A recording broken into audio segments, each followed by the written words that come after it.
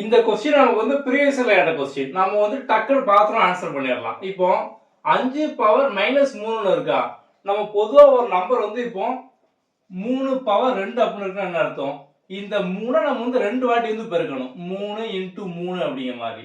இப்போ வந்து 5 பவர் 3 அப்படின்னு இருக்கு அப்படின்னா நம்ம வந்து 5 3 வாட்டி பெருக்கணும். 5 இன்டு 5 இன்டு 5. ஆனா இங்க பாருங்க மைனஸ்னு இருக்கா, சோ மைனஸ்னால பிரச்சனை இல்லை, அதே தான். இப்படி இங்க மைனஸ் இருக்கிறது வந்து மறந்துடுங்க. வெறுமனே 5 கியூப் அப்படின்னா என்னது, நம்ம 5 வந்து 3 வாட்டி வந்து மல்டிப்ளை பண்ணுவோம். அப்போ 5 இன்டு 5 இன்டு 5 125. இது வந்து கண்டுபிடிச்சிட்டீங்களா?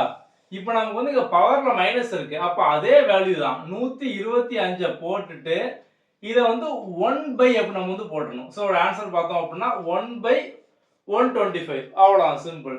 இப்போ இங்க வந்து மைனஸ் இல்லை அப்படின்னா அதோட ஆன்சர் வந்து 125.